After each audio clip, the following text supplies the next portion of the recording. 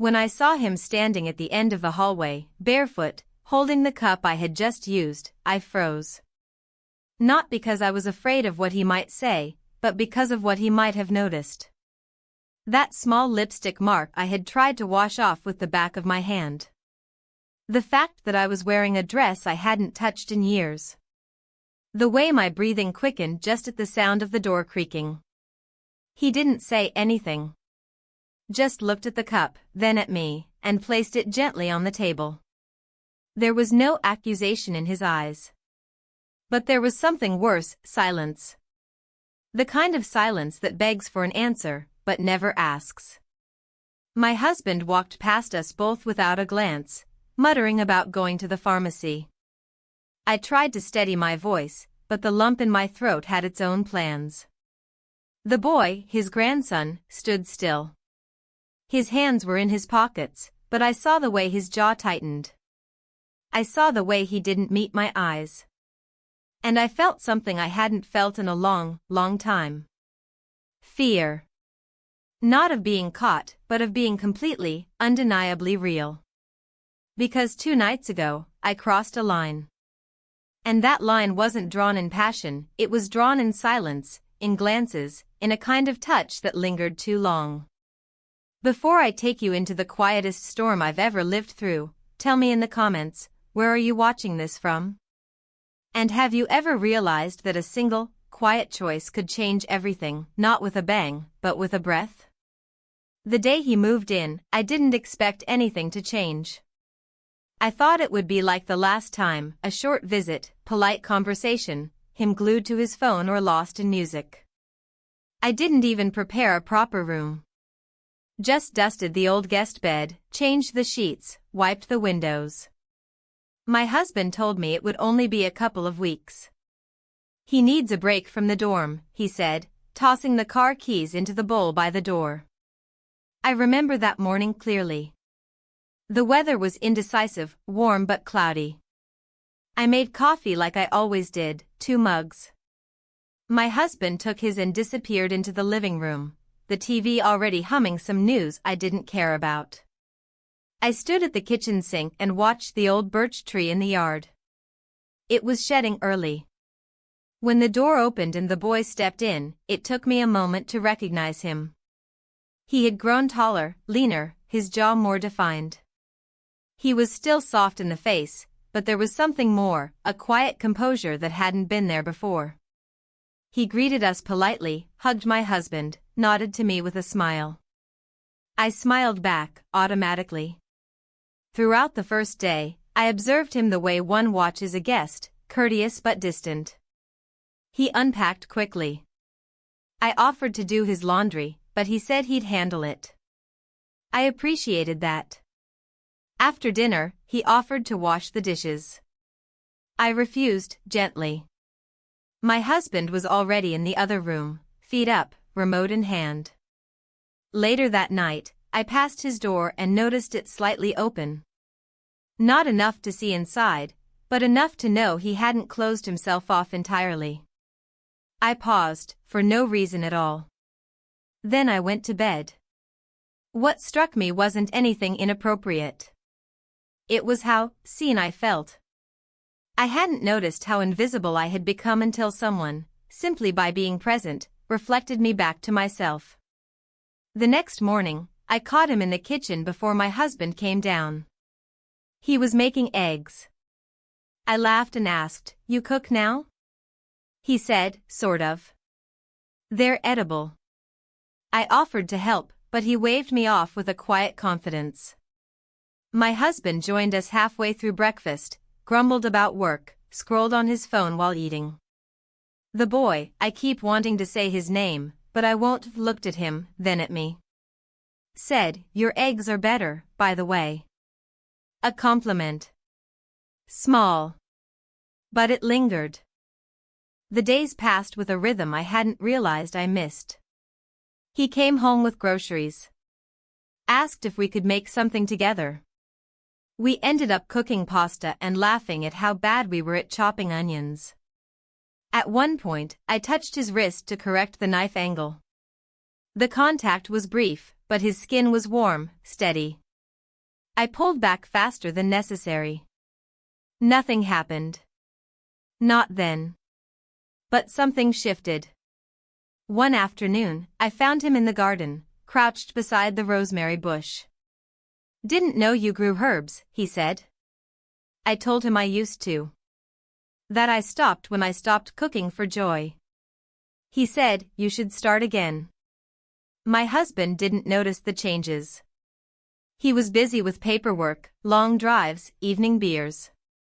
I was still ironing his shirts, folding them, placing them neatly on his side of the closet. Nothing had changed, and yet everything had. There was a moment as small, ridiculous, when the boy reached above the pantry to get a box for me and stood so close behind that I could feel his breath on my hair. He apologized, casually. I laughed, too loudly. That night, I stood in front of the mirror in the bathroom and looked at myself as if I were someone else. My skin was older. My eyes had lines. But they were alive. I couldn't remember the last time I'd really looked. I started to dress differently. Nothing drastic.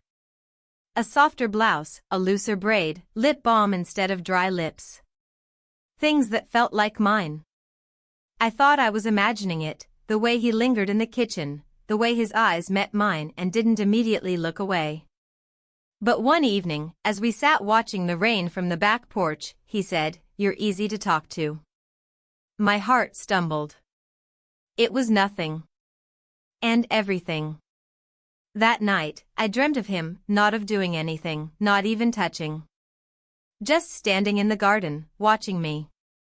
I woke up in sweat, ashamed of my thoughts. I told myself it was a phase. That I was just lonely. That I missed being noticed. That I was inventing what wasn't there.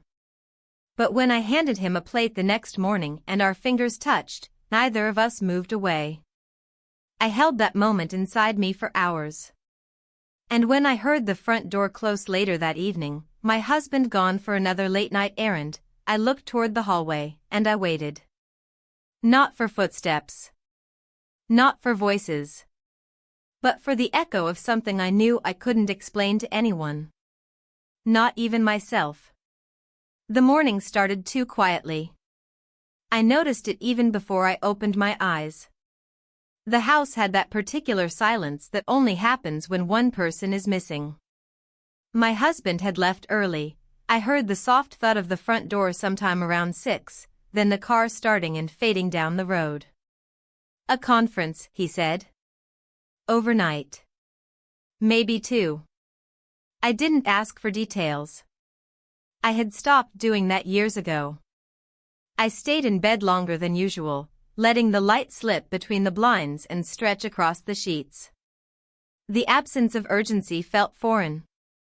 My body ached in that slow, tender way it always did when the weather changed. I touched the side of the bed he had slept on, still warm, but empty. That kind of warmth doesn't last long. Downstairs, the house already smelled like coffee. Not mine. His. The boys. I walked into the kitchen barefoot, the cool tile a little shock. He was at the counter, sipping from a chipped mug, scrolling something on his phone. When he saw me, he smiled. I smiled back. He poured me a cup without asking. I took it without a word. We sat in the kitchen for a while, both quiet, both pretending that silence was comfort. He asked if I needed help in the garden. I nodded. Maybe a little too quickly. Outside, the air was still damp from last night's rain. The soil was softer, easier to work with. I handed him gloves and a trowel. We didn't talk much, just moved around each other in a slow dance of practicality. At one point, I knelt beside him to show him how to separate the rosemary cuttings. Our hands touched, once, twice, not accidentally, not quite deliberately either. I noticed how he didn't pull away. Back inside, we washed our hands at the sink. I dried mine on a towel and turned to him. He was looking at me, not my face, but my hands. He said, "You have kind hands." Then added, "I mean, the way you move." My breath caught. Not because of what he said, but because of the way he said it, like he meant it, but wished he hadn't. I looked at him longer than I should have. He looked back. The afternoon passed slowly. I baked something, an old recipe I hadn't made in years. He said the house smelled like his childhood. I asked what that meant. He said, "Warm things." I didn't answer. Later, I sat on the couch with a book I wasn't reading. He passed through the room once, twice, then stopped. "Do you want to watch something together?" he asked. I nodded. He picked something quiet, something I wouldn't remember the name of even now. We sat with a cushion between us. It wasn't enough. As the movie played, I caught myself glancing at his profile. His hand rested on his knee. I watched his fingers twitch slightly during a tense scene. I looked away. At some point, I got up to make tea. He followed. In the kitchen, I reached up for the sugar jar on the highest shelf. He stepped in close behind me and grabbed it without asking. His chest brushed my back, barely, but enough for my body to stiffen. Not in fear. In awareness. I turned, slowly. He handed me the jar.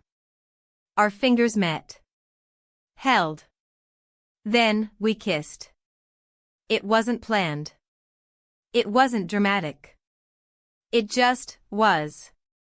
When it ended, we both took a step back. No words. Just breath. The ticking clock above the stove filled the space between us. He left the room first. I stayed behind, one hand resting on the counter, the other still holding the sugar jar. I didn't move for a long time. That night, I couldn't sleep. I changed the sheets. Washed dishes that didn't need washing. Checked locks I'd already locked. My reflection in the hallway mirror looked unfamiliar, not guilty, not proud, just altered. I opened the window in the bedroom and sat near it for hours, listening to nothing in particular. Somewhere, an owl called out. Somewhere, the wind stirred dry leaves. Eventually, I closed the window and turned off the light. The house was silent again. But it wasn't the same silence anymore. The morning after was neither peaceful nor chaotic. It simply was. I woke up with the same ache behind my eyes I often got after restless sleep, and for a moment, I couldn't remember why I felt different. Then I did. The kitchen was already full of light by the time I came down. He wasn't there.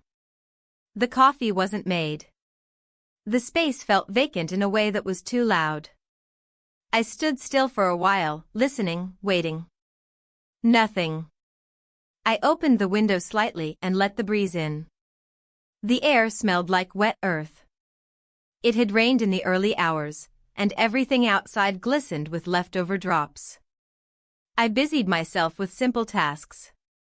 I took the trash out. Reorganized the cupboard. Cleaned the inside of the fridge. But no matter what I did, my mind circled back to the same memory, his mouth, close to mine, the absence of words, the rawness of the moment. I felt my heartbeat shift whenever I remembered the pressure of it, the stillness that came after. He eventually appeared around midday, wearing different clothes, hair damp, like he had just showered. He looked at me and offered a small nod. No words, no smile. Just that, acknowledgement. It was all I could handle. I returned the gesture and looked away quickly. Throughout the day, we danced around each other like polite strangers. He stayed in the backyard most of the time, headphones in, typing on his laptop. I stayed in the living room, pretending to read, the same paragraph repeating over and over without meaning.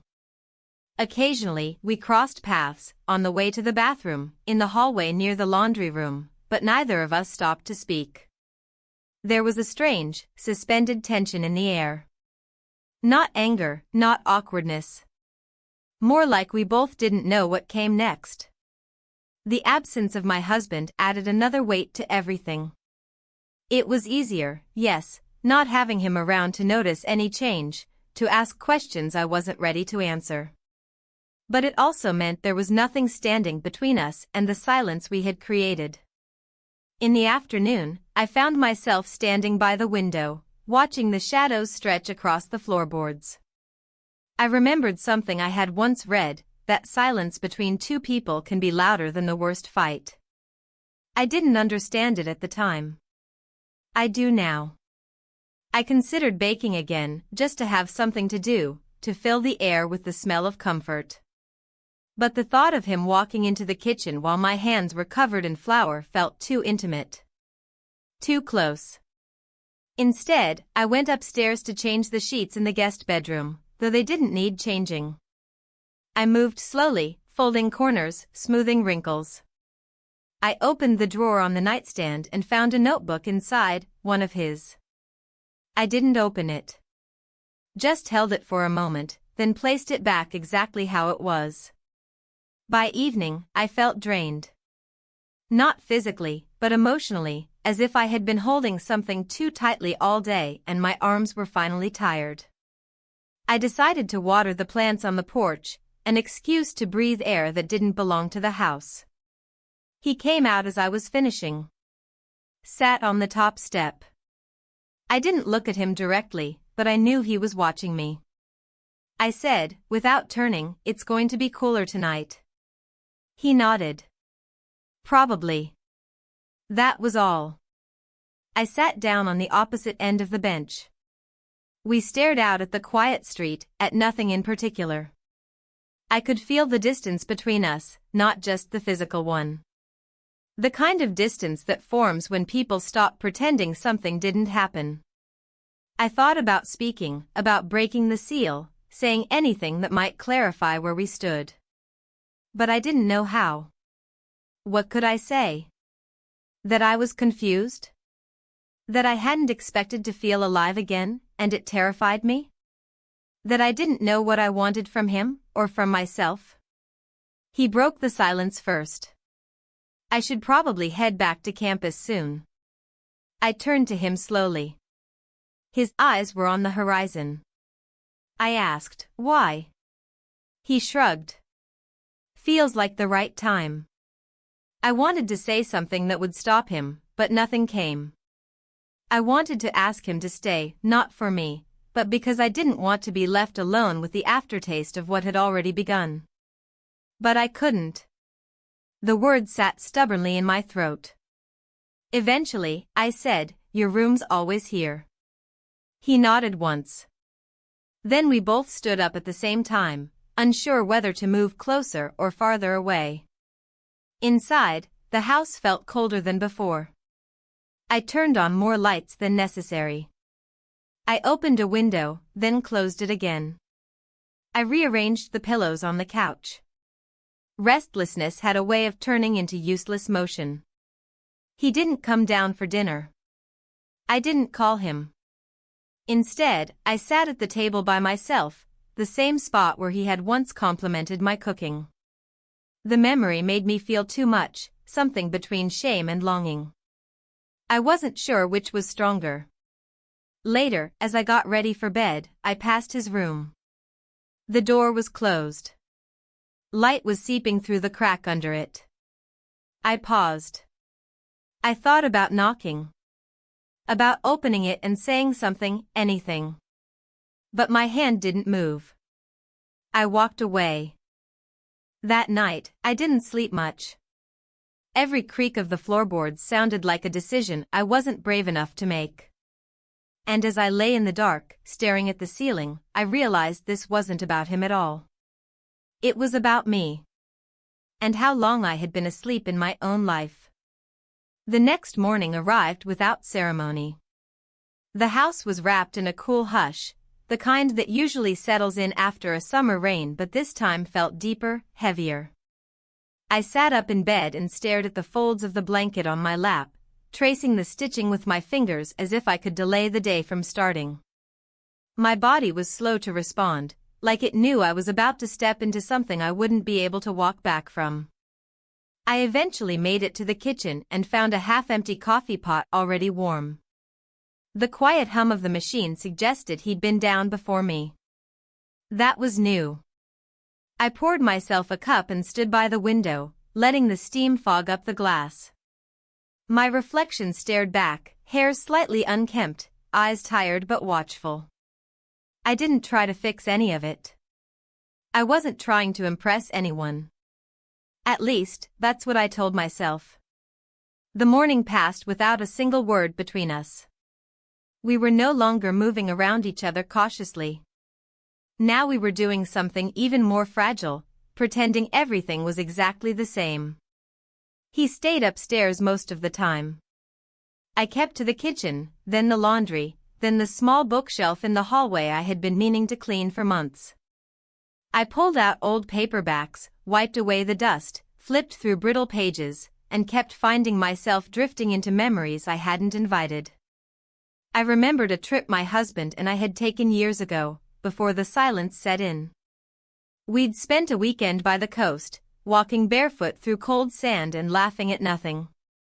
I remembered the way he had touched the small of my back as we waited in line for fish and chips. The warmth of it. The intention. The fact that I hadn't felt that in years now made something clench in my stomach. Not out of resentment, but out of hunger. Later, I stepped into the garden. The rosemary had grown wild again, shooting up where it pleased, not where I had planted it. I knelt in the soil, gloveless, letting the earth get into my fingernails. There was something grounding in the mess of it.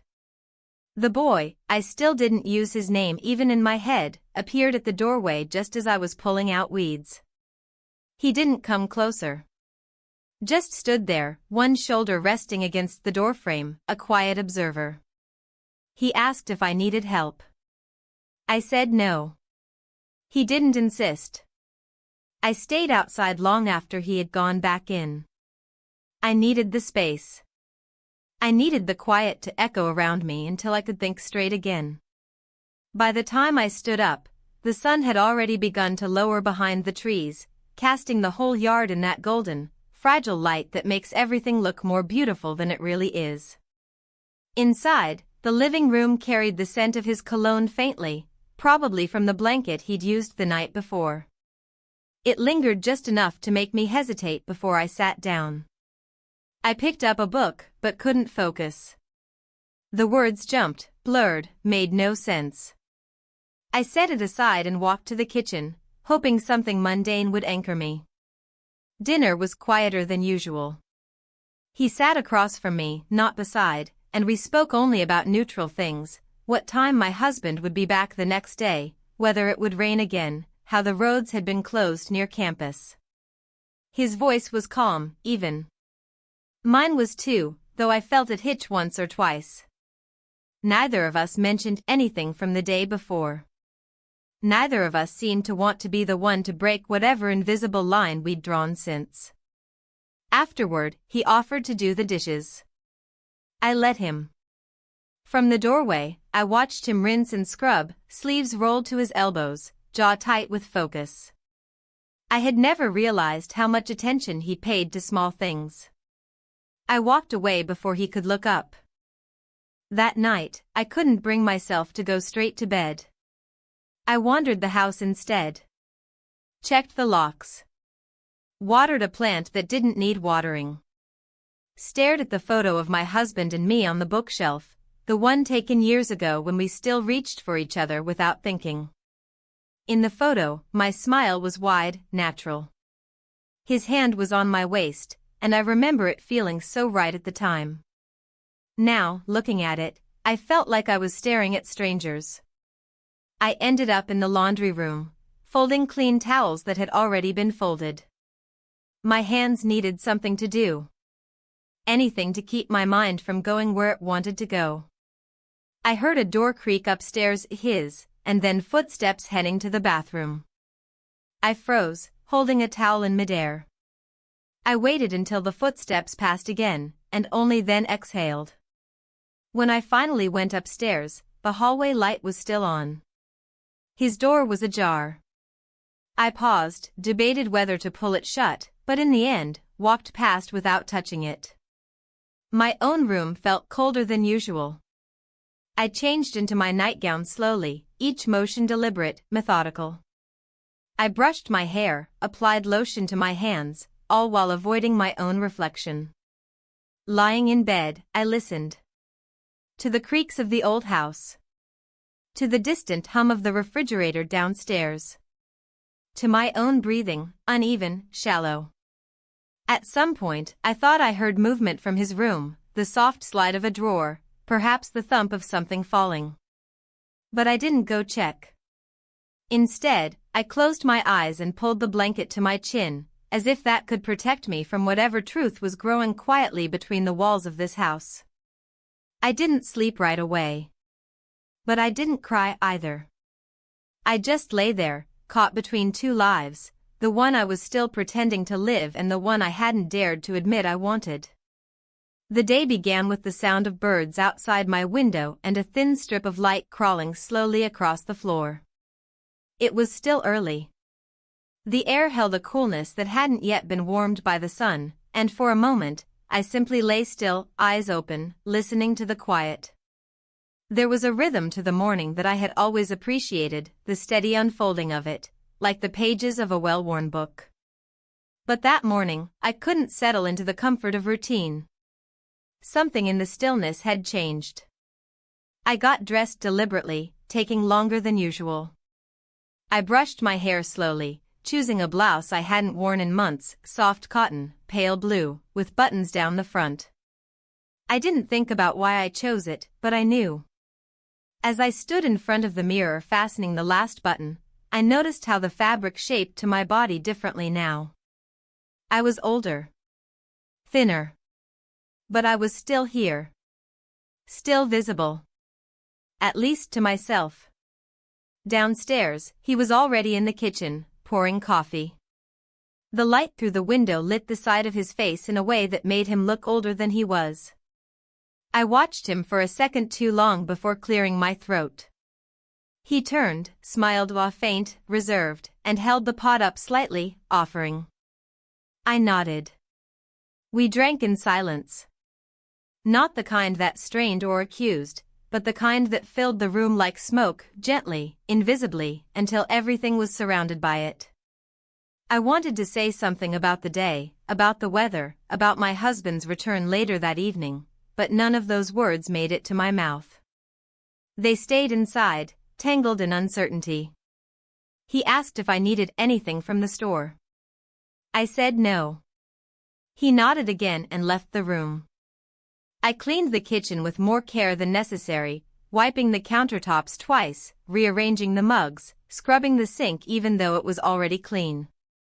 I moved slowly, methodically, trying to convince myself that if everything looked right, it might start to feel right again. But it didn't. Later, I took a walk around the block. I hadn't done that in a long time. The neighbors' gardens were bursting with color, late summer blooms pushing through soil as if they couldn't wait any longer. I passed an elderly couple holding hands, their pace slow but in sync. I wondered what it felt like to be touched that way after all the years. Gently. Without question. When I returned, he was in the living room, headphones around his neck, typing something on his laptop. He looked up as I stepped inside. Our eyes met for just a second, a short flicker of recognition, of something neither of us wanted to admit. Then we both looked away. Lunch was simple. We didn't eat at the table. He took his plate to the back porch, and I stayed inside. I watched him through the screen door. The way he moved, the way he sat, the way his shoulders relaxed in the sun, it all felt too much and not enough at the same time. As the afternoon faded into evening, clouds began to gather. The light changed. Softer. Dimmer. I stood in the hallway for a while, staring at the framed photos on the wall. One of them was of my husband and me on our 10th anniversary. We were smiling, holding glasses of wine, standing close. That woman, that version of me, felt like a memory someone else had told me once, not a life I had lived. He passed behind me, close enough that I could feel the warmth of his body, the faint scent of something familiar, cedar and soap and summer air. I didn't turn. I didn't have to. I knew he had paused. I could feel the pause in my spine. And then he kept walking. That night, I went to bed earlier than usual. I needed the separation, even if it was only symbolic. The house was still. The sky outside was heavy with gray. Rain would come. I welcomed the idea of it. The way it could wash things clean. The way it could quiet the noise inside. I lay in bed and listened to the distant sound of the floor creaking under his steps. He was awake. So was I. Eventually, I got up. Not with intention, not with purpose, just movement. My body needed to move. I walked down the hall and paused at the staircase, staring down into the darkened first floor. I considered making tea, but I didn't move. He came up the stairs a few minutes later. We met at the landing, not quite face to face, but close. Too close. We both hesitated. I was just heading to bed, I said, though I hadn't been. He nodded. Same. We stood there. Neither of us moved. And then, we kissed. It was quiet. Brief. But it was real. Not a question. Not an accident. A choice. We didn't speak afterward. He stepped back. I returned to my room. The door closed behind me with a soft click, as if trying not to disturb the silence we had left hanging in the air. I stood by the window for a long time, watching the sky. The first drops of rain hit the glass slowly, then faster. The street below shimmered in the dim glow of the street lamp, and I thought about how easy it was for things to change, how moments unfolded without warning, like a sudden shift in the wind. I didn't cry. I didn't smile either. I simply watched the rain and let myself feel whatever came. The rain continued through the night and into the morning, soft and steady, like a low breath the house had been holding for too long. I woke to the sound of it tapping gently against the windowpane, and for the first time in weeks, I didn't rush to start the day. I stayed in bed, eyes open, watching the ceiling blur in the pale morning light. Everything felt different, but nothing looked it. That was the strange part. My room was the same. The sounds of the house unchanged. The quiet hum of the refrigerator downstairs, the occasional groan of old floorboards adjusting to the shift in temperature, all as they had always been. And yet, inside me, something had moved. Something unspoken and irreversible. I eventually rose, wrapped myself in a long cardigan, and padded down the hallway. His door was closed. No light beneath it. I didn't linger. I didn't knock. Downstairs, the kitchen smelled of rain through the open window above the sink. I closed it halfway, letting only the scent remain. The kettle hadn't been touched. No coffee made. No footsteps. No sound. I stood there for a while, the silence almost too much to hold.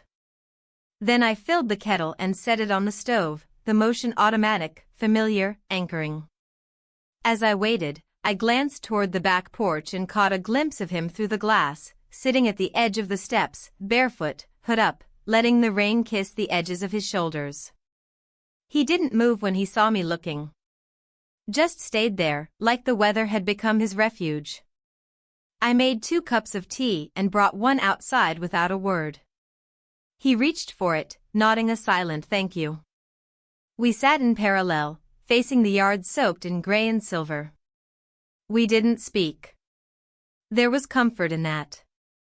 Not peace, not quite, but a kind of quiet agreement between 2 people who no longer needed to pretend that nothing had shifted. After a while, I said softly, "He's coming home tonight." He nodded, eyes still on the rain. "I know." That was all. We stayed there until the cups grew cold and the rain began to fade into a mist. When I stood, he followed. We walked inside without touching, but I could feel the echo of the kiss still floating somewhere between us. The rest of the day moved with careful rhythm. I did laundry. He swept the back porch. We both stayed busy, each of us wrapped in a layer of stillness that neither of us tried to tear open. I caught him watching me once, while I folded towels by the window. His gaze wasn't intense or probing. Just quiet, curious. Like he was memorizing the moment in case it had to be the last. I didn't look away.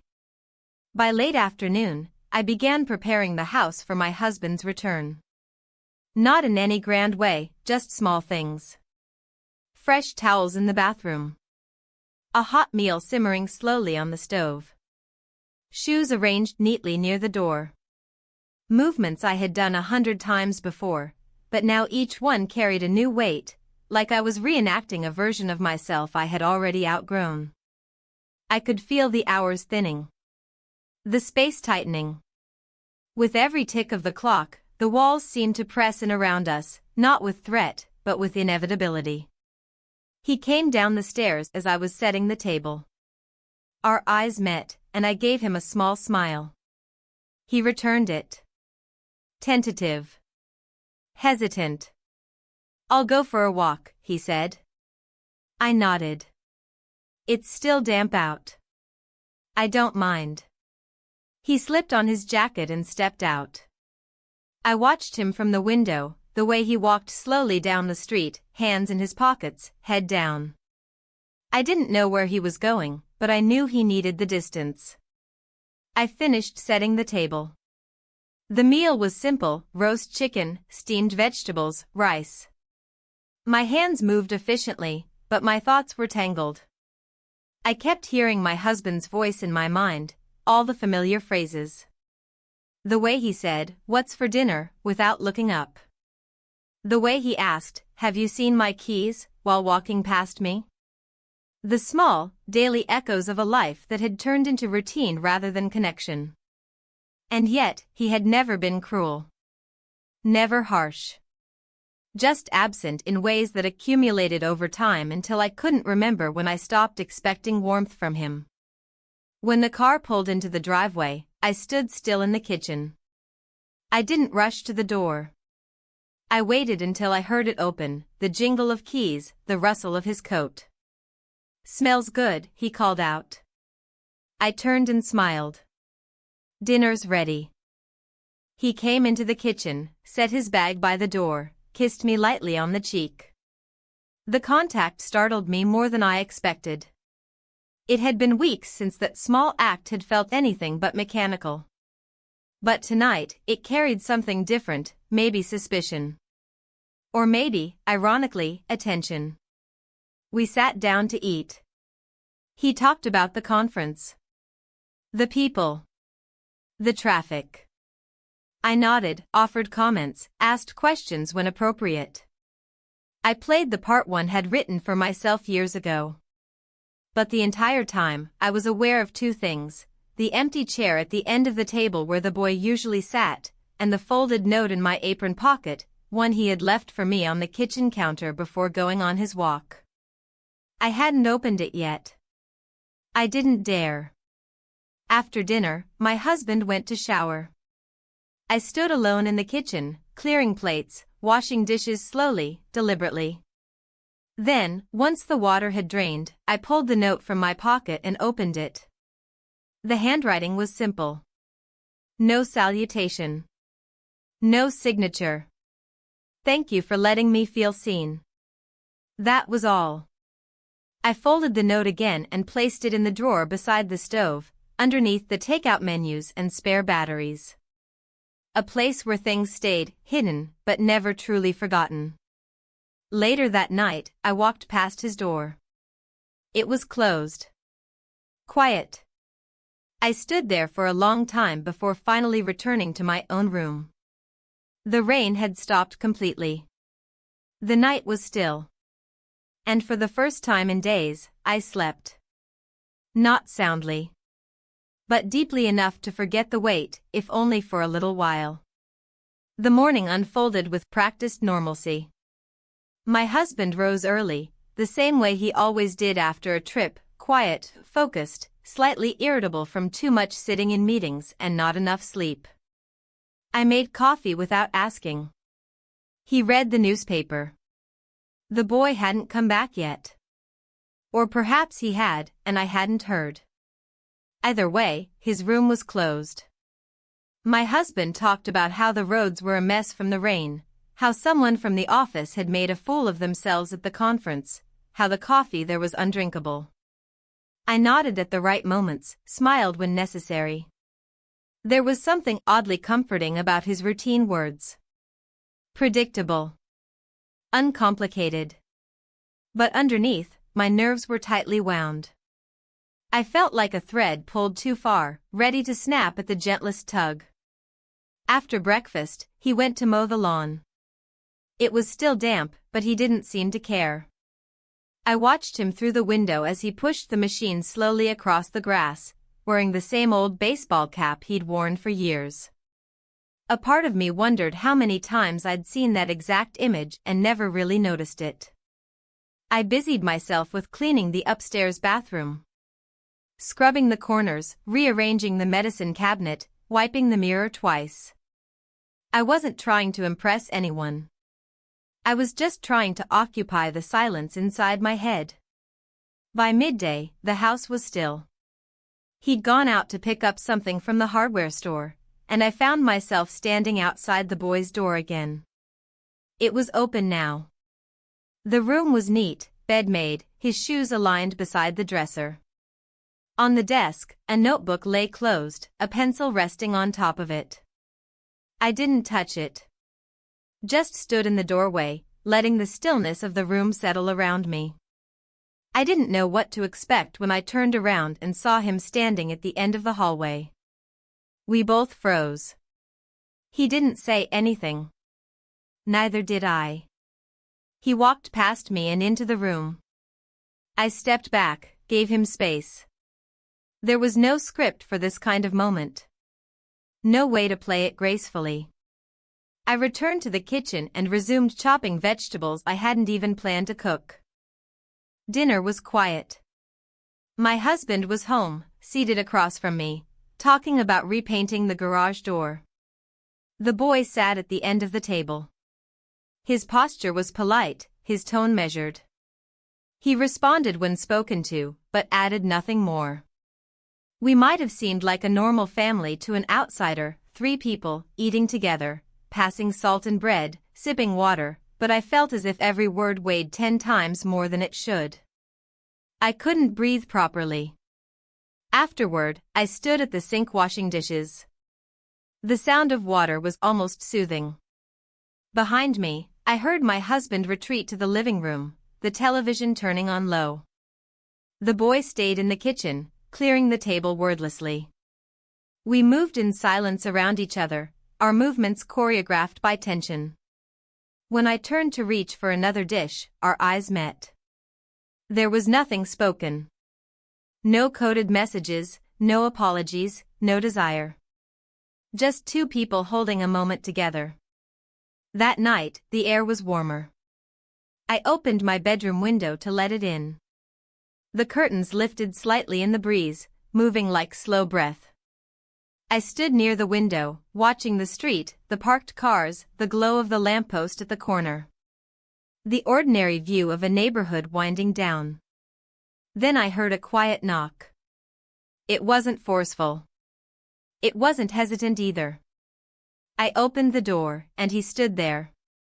We didn't speak. He stepped into the room, and I stepped aside. We spent the night together. There's nothing more I will say about that. What I can tell you is this: I lay awake long after he fell asleep, listening to the gentle rhythm of his breathing, the distant hum of traffic outside, the occasional creak of the house settling in. I stared at the ceiling, hands folded over my chest, heart both quiet and racing. Not because of what we had done, but because I had stepped over a line I could never pretend didn't exist. It wasn't passion that kept me awake. It was clarity. The moment the sky began to turn gray with dawn, I slipped out of bed and walked to the window again. The street was still empty. The sky was a color I couldn't quite name, something between steel and lavender. I rested my hand on the window frame and tried to breathe evenly. I didn't feel guilt. Not in the way I had expected. I felt weight. A kind of knowing. That things would not return to how they were. That something irreversible had begun. And I wasn't sure if I had lost something precious, or finally found something I had buried a long time ago. Maybe both. The morning light had changed. It wasn't just the way it crept through the blinds, but the way it made everything feel sharper. More exposed. The bed beside me was empty when I opened my eyes. Sheets slightly wrinkled. A faint imprint of his body still visible in the fabric. But he was gone. I didn't panic. I didn't even sit up immediately. I just stared at the ceiling, waiting for the heaviness in my chest to ease, but it didn't. It sat there, pressing steadily, as if reminding me that what had happened wasn't some dream. It had happened. Here. In this house. And now daylight had arrived, demanding an explanation I wasn't ready to give. I rose slowly, quietly, as if afraid to wake something that couldn't be put back to sleep. My body moved on instinct. I folded the blanket, smoothed the pillows, pulled on a robe, and walked down the hallway. His door was closed again. The silence behind it felt different now. Not indifferent. Not empty. Just distant. Downstairs, the house was in order. My husband was already gone. I saw his note by the coffee maker. Meeting. Be back late. I traced the letters with my finger before folding the note and sliding it into the drawer with the others he'd left over the years. None of them had ever said anything more than logistics. Never a question. Never a sentence that wondered how I was. The kitchen smelled faintly of toast. The butter knife was in the sink. A mug in the drying rack. He'd already eaten and gone somewhere, leaving no trail but the ordinary signs of a morning. I stood in the middle of the room, unsure of what to do with myself. Eventually, I picked up a damp cloth and wiped the already clean countertop. I wasn't thinking. I just needed something to hold. Something to fix. The day passed in pieces. I folded laundry without checking which pile was whose. I opened the windows, then closed them again when the breeze became too sharp. I tried reading, but the words wouldn't land. I watched the street from the living room window, counting cars, faces, bicycles. Everything outside looked as it always had. But I didn't. In the early afternoon, I heard footsteps on the stairs. He walked into the kitchen, quietly, but not timidly. He looked rested, composed. He asked if I needed anything from the store. I said no. He nodded and left without hesitation, like nothing between us required words.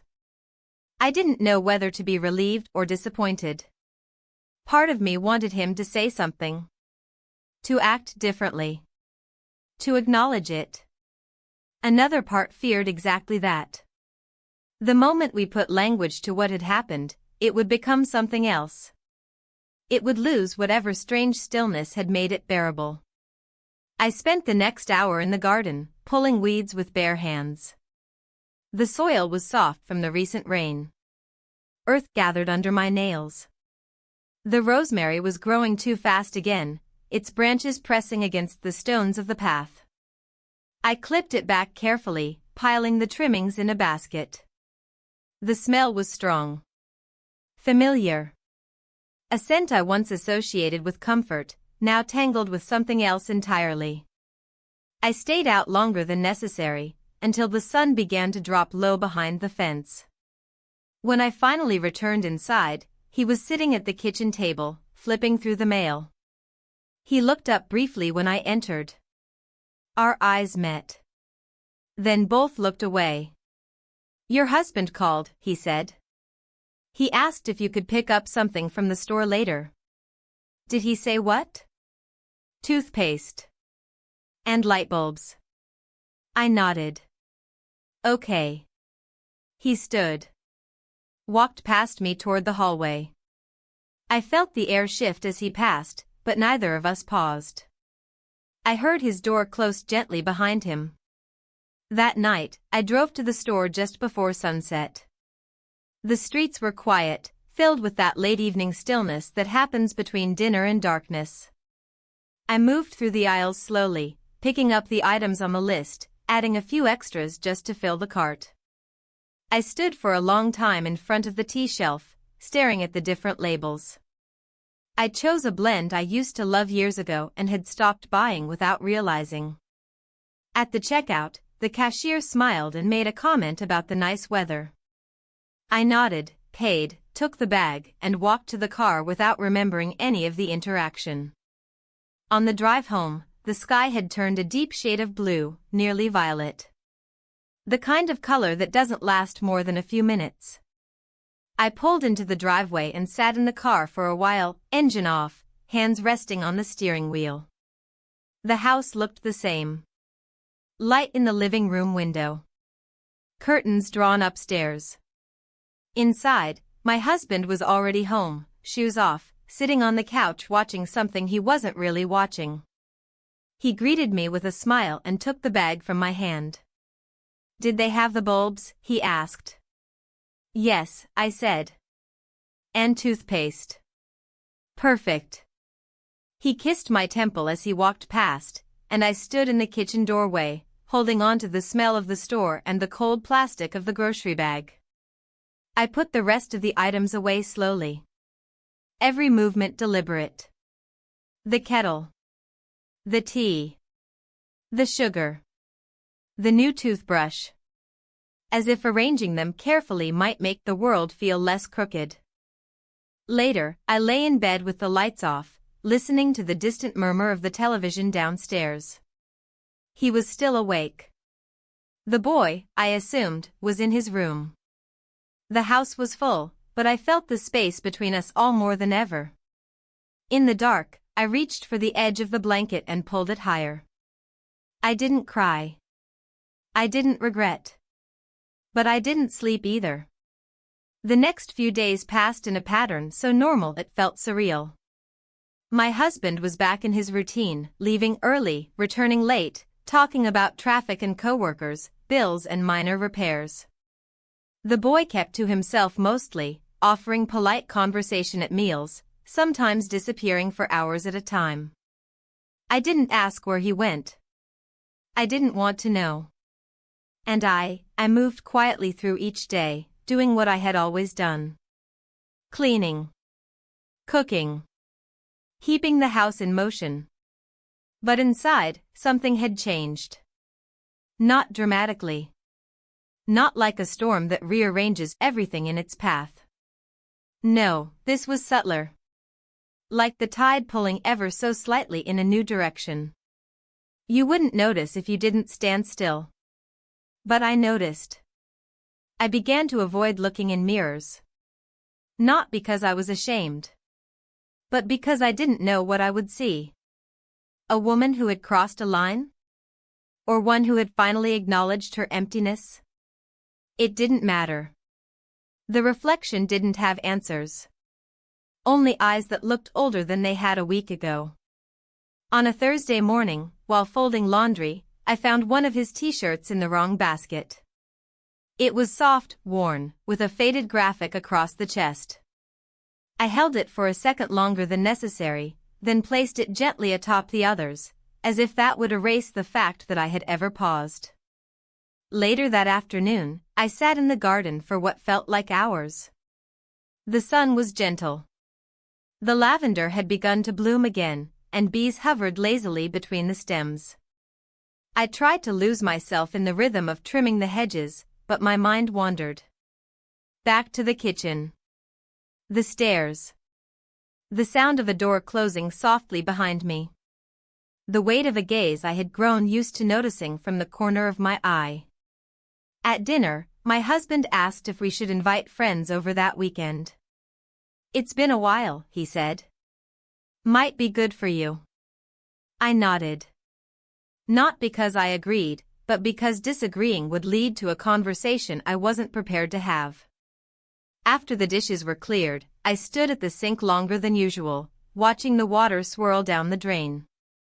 Behind me, I could hear the sound of footsteps on the stairs.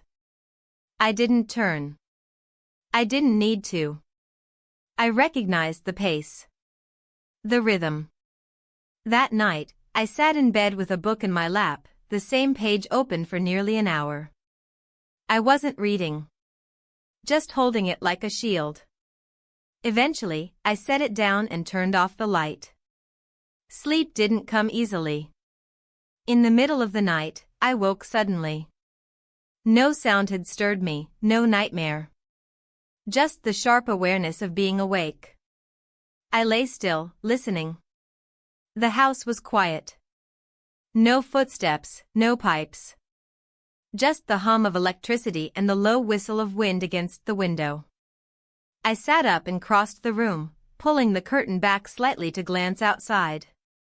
The street was empty. A few porch lights flickered down the block. Everything looked the way it always had. And yet, I felt the shift again. Not in the world. In me. I thought about the choices I had made. Not just recently. But slowly. Over years. The compromises. The silences. The quiet erasing of parts of myself that had once mattered. I didn't blame anyone. Not even him. But I couldn't deny what had been lost. The next morning, I decided to change the sheets in the guest room. A small task. But it felt necessary. Like closing a chapter without tearing the page. The room smelled faintly of him. Not his cologne, not his clothes, just the lingering trace of his presence. I opened the window wide and let the air in. The breeze fluttered the curtains and carried out something I couldn't name. As I stripped the bed, I found a notebook beneath the mattress. I shouldn't have opened it. I knew that. But I did. Inside were notes. Sketches. Fragments of thoughts. Nothing detailed. Nothing incriminating. But there was one sentence, scribbled at the bottom of a page. "She looks like someone who once believed in something." I closed the notebook slowly and sat on the edge of the bed, my hand resting on the worn cover. I didn't cry. I didn't smile. I just sat there, letting the words settle around me like dust. That evening, as I prepared dinner, my husband walked into the kitchen holding a small box. "Found this in the garage," he said. "It's got old photos. Want to go through them later?" "Sure," I said, drying my hands on a towel. After we ate, we sat on the living room floor, flipping through the pictures. Weddings. Vacations. Birthdays. So many faces. Some we hadn't seen in years. Others we could barely remember the names of. He held up one of us, standing on a rocky beach, both of us windblown, smiling. "You remember this?" he asked. I nodded. It was cold that day. But we stayed for hours. We did. There was a pause. Not heavy. Not empty. Just there. Then he said, "You were happy back then." I looked at the photo again. I tried to be. He didn't respond. Just placed the picture aside and continued sorting. Later, when we climbed into bed, he touched my shoulder gently. I didn't move. I let the gesture happen. It was soft. Familiar. But I felt like a guest inside my own body. I waited until his breathing settled into the slow rhythm of sleep, then got up and walked to the window again. Outside, the moon was full and pale, casting light across the rooftops. I leaned against the frame and whispered the truth into the night, not for anyone to hear, but because I needed to finally say it. I'm not who I was. And I don't know who I'll be. But I can't go back. The words disappeared into the dark. And I stood there, breathing, waiting for morning. The house was quiet when I woke up. Not the peaceful kind of quiet, but the kind that lingers after something is finished. I opened my eyes slowly and lay there for a few moments, not rushing to move, not eager to face the shape of the day. The air felt different, and though nothing in the room had changed, I could sense that something had settled into place. Like the closing of a chapter. Or the end of a season you weren't ready to say goodbye to, but knew had come nonetheless. Downstairs, the morning light filled the kitchen, spreading softly across the floor and touching the edges of the counter where I had once stood searching for something I couldn't name. The coffee was already made. My husband had left early. Another meeting. Another routine. Another day marked by his absence in the way only daily life can record. I sat at the kitchen table with a cup in my hands, holding the warmth more than drinking it. I watched the steam rise and dissolve, and I thought about everything and nothing all at once. There had been no final words. No confrontation. No breakdown. Only a slow, irreversible shift. One I had felt coming for years. One I had stopped trying to fight. The boy, he wasn't in the house anymore. He had left sometime during the night, quietly, as he had lived here. I hadn't heard the door. I only knew he was gone when I passed his room and saw the bed made, the desk clear, the air still. No note. No goodbye. But he had taken his notebook, and that was enough. I didn't cry. I moved through the house that day like I was floating just above it, touching the surfaces but not quite inhabiting them. I watered the plants. I opened the windows to let the breeze in. I folded a blanket on the couch that no one had used. Each action was simple, mundane, but together they formed something like closure. Outside, the garden buzzed with summer. The lavender was thick and full now, bees darting in and out without hesitation. The sun stretched its arms across the yard like it owned it. I walked barefoot over the patio stones and sat on the wooden bench beneath the tree. The same bench where I had once sat trying to make sense of feelings I hadn't known how to name. I stayed there a long time. A neighbor passed by with her dog and waved. I lifted a hand, smiled faintly, then returned to stillness. From a distance, I must have looked like any other woman in her yard, enjoying the warmth of the day. And maybe I was. But underneath that, I was something else too. I was a woman who had lived through something unspoken. Who had made choices not everyone would understand. Who had carried guilt and grace in equal measure. Later, I found myself standing in the hallway outside our bedroom, looking at the framed pictures on the wall. I stopped at one in particular, my husband and I, on the day we moved into the house. We were younger. Fuller. Not just in body, but in presence. Our smiles were unguarded, genuine. I touched the edge of the frame and held my fingers there for a long moment. It wasn't regret I felt. It was memory. And the quiet acknowledgement that we had both changed. That evening, when my husband returned, we ate dinner together without speaking much. He asked about the mail. I mentioned a package had arrived.